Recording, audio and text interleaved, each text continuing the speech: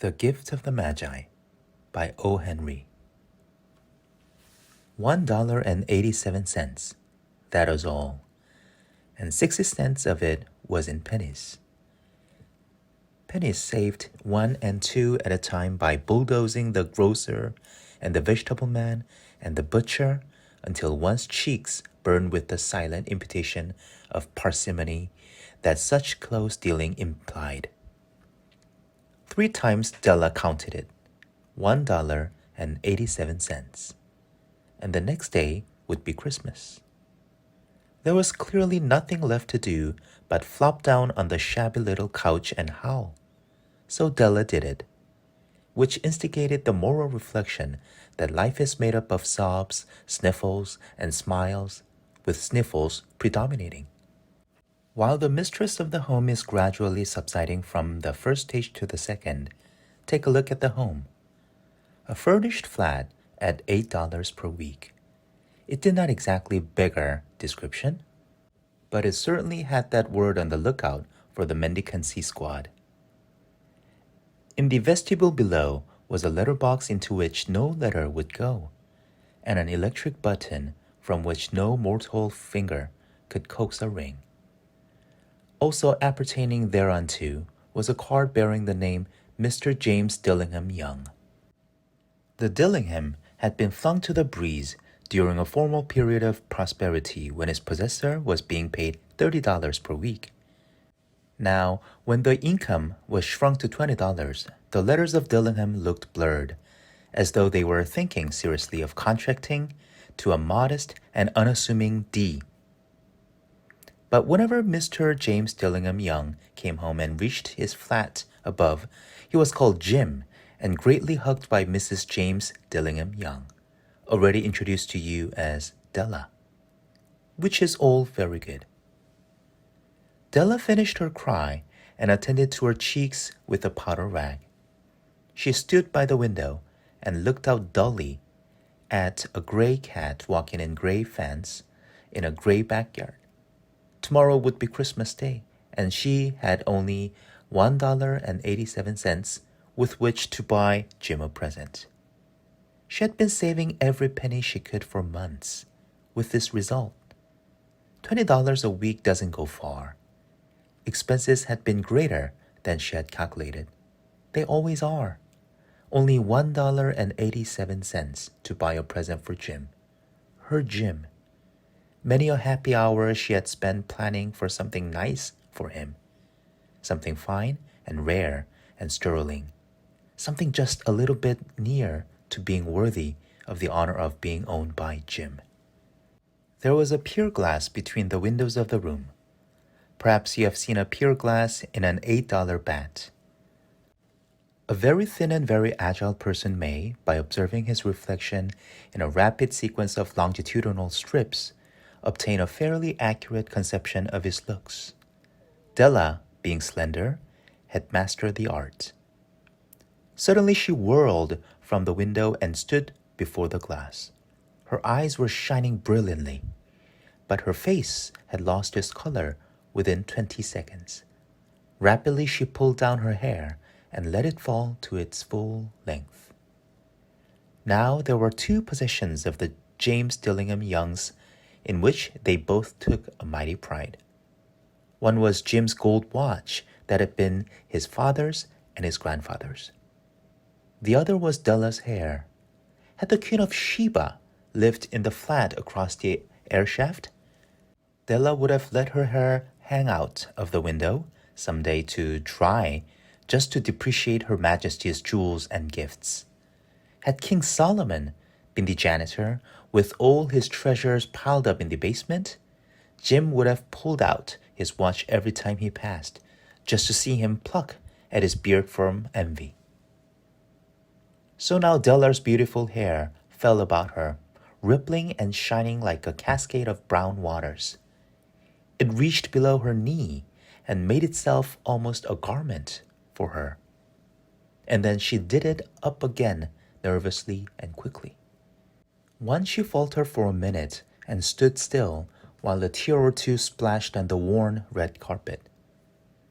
On went her old brown jacket, On went her old brown hat, with a whirl of skirts, and with the brilliant sparkle still in her eyes, she cluttered out of the door and down the stairs to the street. Where she stopped, the sign read, Mademoiselle Soffrini, hair goods of all kinds. 1/8 up, Della ran, and collected herself, panting. Madame, large, too white, chilly, hardly looking the Soffrini. Will you buy my hair? Asked Della. I buy hair, said Madame. Take your hat off, and let's have a sight at the looks of it. Down rippled the brown cascade. $20, said Madame, lifting the mass with a practiced hand. Give it to me quick, said Della. Oh, and the next 2 hours tripped by on rosy wings. Forget the hashed metaphor. She was ransacking the stores for Jim's present. She found it at last. It surely had been made for Jim and no one else. There was no other like it in any of the stores, and she had turned all of them inside out. It was a platinum fob chain, simple and chaste in design, properly proclaiming its value by substance alone and not by meretricious ornamentation, as all good things should do. It was even worthy of the watch. As soon as she saw it, she knew that it must be Jim's. It was like him. Quietness and value. The description applied to both. $21 they took from her for it, and she hurried home with the 78 cents. With the chain on his watch, Jim might be properly anxious about the time in any company. Grand as the watch was, he sometimes looked at it on the sly on account of the old leather strap that he used in place of a chain. When Della reached home, her intoxication gave way a little to prudence and reason. She got out her curling iron and lightened the gas and went to work repairing the ravages made by generosity added to love, which is always a tremendous task, dear friends, a mammoth task. Within 40 minutes, her head was covered with tiny, close-lying curls that made her look wonderfully like a truant schoolboy. She looked at her reflection in the mirror long, carefully, and critically. If Jim doesn't kill me, she said to herself, before he takes a second look at me, he'll say I look like a Coney Island chorus girl. But what could I do? Oh, what could I do with $1.87? At 7 o'clock, the coffee was made and the frying pan was on the back of the stove, hot and ready to cook the chops. Jim was never late. Della doubled the fob chain in her hand and sat on the corner of the table near the door that he always entered. Then she heard his steps on the stair away down on the first flight, and she turned white for just a moment. She had a habit of saying little silent prayers about the simplest everyday things, and now she whispered, Please, God, make him think I am still pretty. The door opened and Jim stepped in and closed it. He looked thin and very serious. Poor fellow. He was only 22, and to be burdened with a family. He needed a new overcoat, and he was without gloves. Jim stepped inside the door, as immovable as a setter of the scent of quail. His eyes were fixed upon Della, and there was an expression in them that she could not read, and it terrified her. It was not anger, nor surprise, nor disapproval, nor horror, nor any of the sentiments that she had been prepared for. He simply stared at her fixedly with that peculiar expression on his face. Della wriggled off the table and went to him. Jim, darling, she cried, don't look at me that way. I had my hair cut off and sold it because I couldn't have lived through Christmas without giving you a present. It'll grow out again. You won't mind, will you? I just had to do it. My hair grows awfully fast. Say, Merry Christmas, Jim. and let's be happy. You don't know what a beautiful, nice little gift I've got for you." "You've cut off your hair?" asked Jim, laboriously, as if he had not arrived at that patent fact yet, even after the hardest mental labor. "Cut it off and sold it," said Della. "Don't you like me just as well, anyhow? I'm me without my hair, ain't I?" Jim looked about the room curiously. "You say your hair is gone?" he said, with an air almost of idiocy. "You needn't look for it," said Della. "It's sold. I tell you, sold and gone, too. It's Christmas Eve, boy. Be good to me, for it went for you. Maybe the hairs of my head were numbered." She went on with a sudden serious sweetness. "But nobody could ever count my love for you. Shall I put the chops on, Jim?"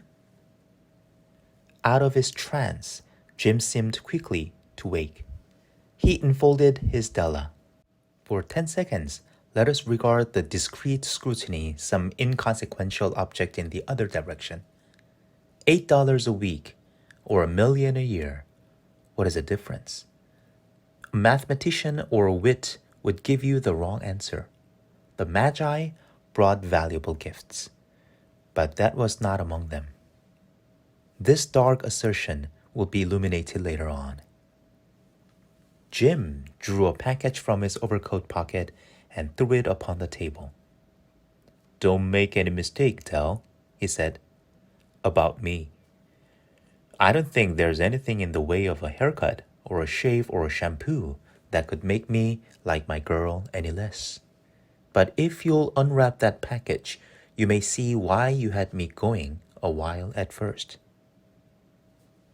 White fingers and nimble tore at the string and paper, and then an ecstatic scream of joy, and then, alas, a quick feminine change of hysterical tears and walls, necessitating the immediate employment of all the comforting powers of the lord of the flat. For there lay the combs, the set of combs, side and back, that Della had worshipped for long in a Broadway window. Beautiful combs, pure tortoise shell with jeweled rims, just a shade to wear in the beautiful vanished hair. They were expensive combs, she knew, and her heart had simply craved and yearned over them without the least hope of possession. And now they were hers. But the tresses that should have adorned the coveted adornments were gone. But she hugged them to her bosom, and at length she was able to look up with dim eyes and a smile and say, "My hair grows so fast, Jim." And then Della leaped up like a little saint cat and cried, "Oh, oh!" Jim had not yet seen his beautiful present. She held it out to him eagerly upon her open palm. The dull precious metal seemed to flash with a reflection of her bright and ardent spirit. "Isn't it a dandy, Jim? I hunted all over town to find it. You'll have to look at the time 100 times a day now. Give me your watch. I want to see how it works on it." Instead of obeying, Jim tumbled down on the couch and put his hands under the back of his head and smiled. "Del," he said, "let's put our Christmas presents away and keep 'em a while. They're too nice to use just at present. I sold the watch to get the money to buy your combs, and now suppose you put the chops on." The magi, as you know, were wise men, wonderfully wise men who brought gifts to the babe in the manger. They invented the art of giving Christmas presents. Being wise, their gifts were no doubt wise ones, possibly bearing the privilege of exchange in case of duplication. And here I have lamely related to you the uneventful chronicle of two foolish children in a flat who most unwisely sacrificed for each other the greatest treasures of their house. But in a last word to the wise of these days, let it be said that of all who give gifts, these two were the wisest. Of all who give and receive gifts, such as they were wisest. Everywhere they were wisest. They are the magi. The end.